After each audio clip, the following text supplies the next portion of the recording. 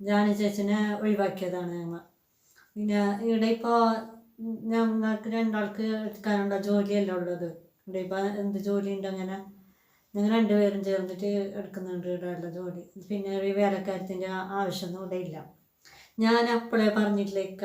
പിന്നെ ആസിഫിന് കല്യാണം കഴിച്ചു കൊടുക്കുമ്പോൾ തന്നെ ഞാൻ അപ്പോഴേ പറഞ്ഞിട്ടില്ല, ഇത് അധികം നാൾ നിൽക്കാല, പെട്ടെന്ന് പറഞ്ഞിട്ട് വരുമെന്ന്.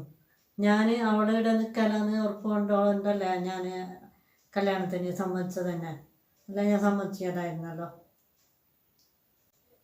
ഞാൻ എൻ്റെ ഇക്കാനോടല്ല സംസാരിച്ചത്. ഇതെൻ്റെയും കൂടി വീട്, പിന്നെ വീടല്ല.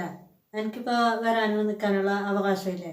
നിനക്ക് വേണ്ടെങ്കിൽ നീ ഇറങ്ങി പോയിക്കോ, എൻ്റെ വാർഡിന് പോയിക്കോ. നീ അത് എൻ്റെ വീട്ടിൽ നിൽക്കാനുള്ള അവകാശം എനിക്കില്ലേ?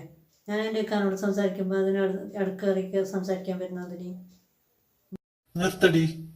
നീ കുറെ നേരമല്ലോ സംസാരിക്കുന്നത്. നീ അങ്ങനെയല്ല സംസാരിക്കേണ്ട ആവശ്യമൊന്നുമില്ല. അവളോട് അങ്ങനെയാണ് സംസാരിക്കേണ്ട ആവശ്യമൊന്നുമില്ല. നിന്നെ കെട്ടിച്ചയച്ചതാണ്. കെട്ടിച്ചയച്ച നിനക്ക് ഇവിടെ എന്ത് കാര്യമുണ്ട്? ഈ വീടും പിന്നെ 10 സെന്റ് സ്ഥലവും ഉപ്പ എന്റെ പേരിൽ എഴുതി തന്നിട്ടുള്ളു.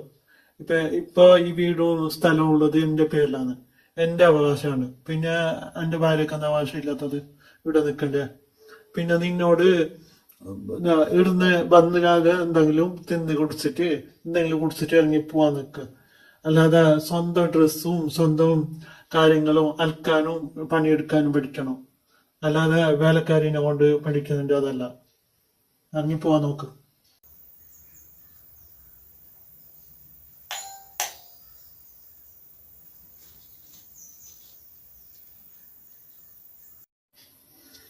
എനിക്കറിയായിരുന്നു നീ വരുമെന്ന്. ബാ കേറ്. നീ വന്നില്ലെങ്കിലും ഞാൻ കൊണ്ടുവരാന് വരുമായിരുന്നു. ബാ കേറ്, വിഷമിക്കണ്ട. എന്നോട് ക്ഷമിക്കുമോ? ഞാൻ കുറേ ഉമ്മയോട് വഴക്കെടുത്തിട്ട് ഇറങ്ങിപ്പോയി.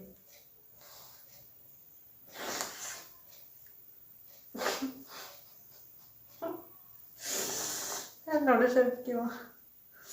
ഇനി ഞാൻ എല്ലാ പണിയും നമ്മൾ ഒരുമിച്ചിട്ട് കൂടി ചെയ്യാലോ. അത് സാരമില്ല മോളെ. ഞാൻ നിന്നെ എൻ്റെ മോളായിട്ട് തന്നെ ഞാൻ കണ്ടത്, സ്വന്തം മോളായിട്ട് തന്നെ ഞാൻ കണ്ടത്. മോൾക്കിപ്പോൾ മനസ്സിലായല്ലോ, പണവും പദവിയും ഒന്നുമല്ല ഏറ്റവും വലുതെന്ന്.